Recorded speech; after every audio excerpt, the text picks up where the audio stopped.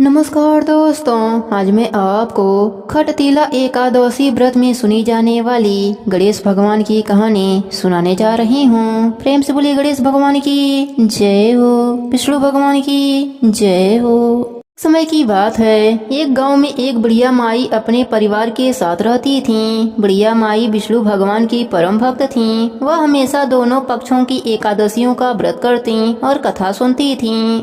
उन्होंने कभी भी व्रत में गणेश भगवान की कथा न कही न सुनी। इस कारण से उनका व्रत अधूरा रह गया। पर बुढ़िया माई को इस बात का पता नहीं था। उनको लगता था कि वह तो पूरा व्रत कर रही हैं और उनके व्रत के पुण्य से उनको वैकुंठ लोक की प्राप्ति जरूर होगी। देखते ही देखते बुढ़िया माई की मृत्यु हो गई। उन्हें लेने यमलोक के दूत आए और वह देखकर घबरा और बोली, मैंने जीवन भर विष्णु भगवान की भक्ति श्रद्धा भाव से किया, एकादशी का व्रत किया।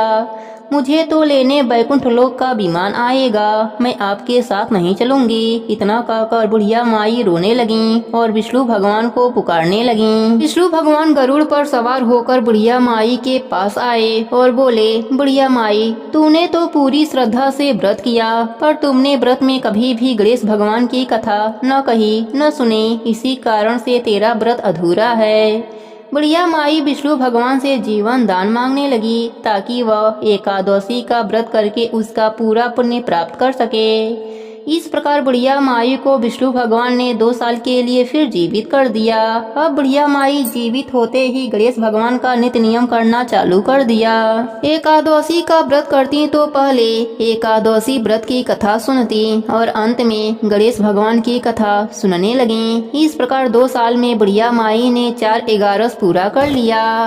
गणेश भगवान की कृपा से एकादशी व्रत का पूरा पुण्य बुढ़िया माई को प्राप्त हुआ। बुढ़िया माई की तपस्या से गणेश भगवान प्रसन्न हुए और बुढ़िया माई के सामने प्रकट होकर बोले, बुढ़िया माई, तुमने मेरे नित्य नियम के साथ ही व्रत में श्रद्धा पूर्वक कथा सुनी हो, इसलिए मैं तुम पर अत्यंत प्रसन्न हूँ। मैं तुम्हें आशीर्वाद देता हूँ कि जब तक यह पृथ्वी रहेगी तब तक तुम्हारे इस तपस्या का गुणगान लोग करते रहेंगे। साथ ही एकादशी व्रत में तुम्हारी इस भक्ति की कथा जो भी मनुष्य प्रेम पूर्वक सुनेगा उसको व्रत का संपूर्ण फल प्राप्त होगा। गणेश भगवान बुढ़िया माई पर प्रसन्न होकर बुढ़िया माई का घर अन्य धन से भर दिया। साथ ही रिद्धि सिद्धि का वास करके अंतर ध्यान हो गए। 2 साल बीतने पर बुढ़िया माई की मृत्यु हुई। इस बार उन्हें लेने वैकुंठ लोक का विमान आया। बुढ़िया माई को पूरे मान सम्मान के साथ वैकुंठ लोक ले जाया गया। इस प्रकार गणेश भगवान की कृपा से बुढ़िया माई का घर अन्य धन से भर गया और मरने के बाद वैकुंठ लोक का सुख मिला। हे गणेश जी महाराज, जैसे आपने बुढ़िया माई पर प्रसन्न हुए, बुढ़िया माई के व्रत को पूर्ण किया, उसके घर को अन्य धन से भर दिया, वैसे ही एकादशी व्रत करने वालों को भी पूरा फल देकर उनका घर अन्य धन से भर देना। कहानी अधूरी हो तो पूरी करना, पूरी हो तो मान रखना। प्रेम से बोलिए गणेश भगवान की जय हो, विष्णु भगवान की जय हो। एक समय की बात है, एक गांव में एक किसान रहता था। उसकी 2 बेटियां थीं, कमला और बिमला। कमला की शादी अमीर परिवार में हुई थी, पर बिमला की शादी गरीब परिवार में हुई थी। अमीर होने के कारण कमला घमंडी हो गई थी। उसने बिमला को अपने घर पर काम पर रख लिया।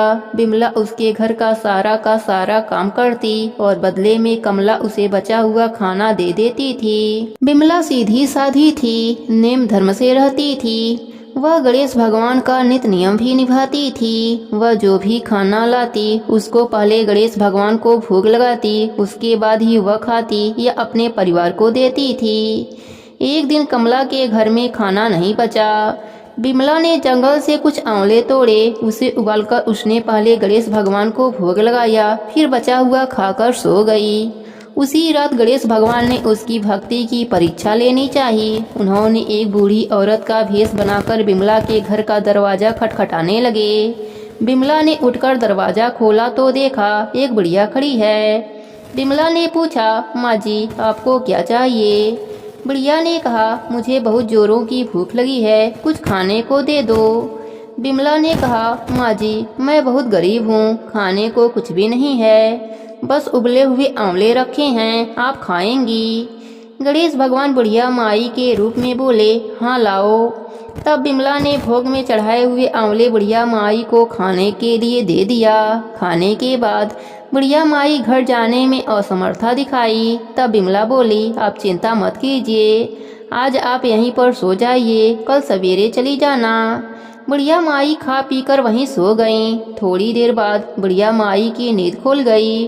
उन्होंने कहा, बेटी मेरा पेट खराब हो गया है। बिमला ने कहा, आप अंधेरे में कहाँ जाएंगी, यहीं किसी कोने में निपट लीजिए और अपना हाथ मेरे बालों में पोंछ लीजिए, सुबह उठकर मैं साफ कर लूँगी। बुढ़िया माई ने वैसा ही किया। जब सुबह हुई तो बुढ़िया माई वहाँ नहीं थीं। बिमला को लगा शायद मैंने सपना देखा होगा। ऐसा सोचकर वह नहाने के लिए तालाब की ओर चली गई। जब वह नहाने लगी तो उसके बालों में से सोना झड़ने लगा। आसपास के लोग देखकर हैरान हो गए। अब बिमला को रात की बात याद आई। वह दौड़ी दौड़ी घर आई। घर आकर उसने देखा कि घर के अंदर चारों ओर सोने के सिक्के बिखरे पड़े हैं। वह खुश होकर गणेश भगवान की जयकारा लगाने लगी। उसने अपने बेटे को मौसी के घर से तराजू लाने के लिए भेजा। उसका बेटा मौसी के पास जाकर तराजू मांगने लगा। मौसी ने पूछा, तराजू का क्या करेगा? बच्चा भोला भाला था। उसने बताया, माँ सोने का सिक्का नापेगी। कमला ने कहा, घर में खाने को दाना नहीं और सोना नापने की बात कर रहा है। सच्चाई का पता लगाने के लिए वह तराजू के नीचे लट्ठा लगा दिया। बच्चा तराजू लेकर चला गया।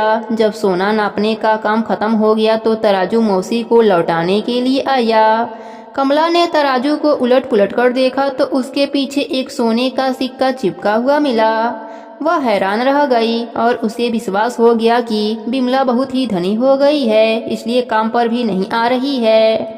वह दौड़ी दौड़ी बहन के घर पहुंची और उससे पूछा, तुम्हारे पास इतना धन कहाँ से आया? बिमला सरल स्वभाव की थी। उसने सारी बातें अपने बहन को बता दिया। कमला को लालच आ गया। कमला लालचवश गणेश भगवान का नित्य नियम निभाने लगी और रोज जंगली आंवले का गणेश भगवान को भोग लगाने लगी। एक दिन गणेश भगवान उसे सबक सिखाने के लिए बूढ़ी औरत का भेष धरकर उसके घर गए। वह बुढ़िया को बैठाकर वही उबला हुआ आंवला दिया। आंवला खाकर बुढ़िया माई का पेट खराब हो गया। उन्होंने कमला के सारे घर को गंदा कर दिया। जब सुबह हुई, कमला की नींद खुली तो उसने देखा सारा घर गंदगी से भरा पड़ा है और बदबू कर रहा है। कमला गंदगी को साफ करने लगी पर गंदगी बढ़ती ही जा रही थी। वह परेशान होकर बिमला के घर गई। उसने बिमला को सारी बातें बताई। बिमला ने कहा, तुम्हारे पास खाने का इतना सामान था, फिर भी तुमने उबले हुए आंवले गणेश भगवान को खिलाए। इसी कारण गणेश भगवान का कोप तुम पर हुआ है। कमला को अपने गलती का एहसास हो गया। वह गणेश भगवान से क्षमा मांगने लगी। गणेश भगवान ने उसको माफ कर दिया और अपनी माया समेट लिया। हे गणेश जी महाराज, जैसे आपने बिमला पर अपनी कृपा करी, वैसे ही अपने सभी भक्तों पर अपनी कृपा बनाए रखना। कहानी अधूरी हो तो पूरी करना, पूरी हो तो मान रखना। प्रेम से बोलिए गणेश भगवान की जय हो, विष्णु भगवान की जय हो।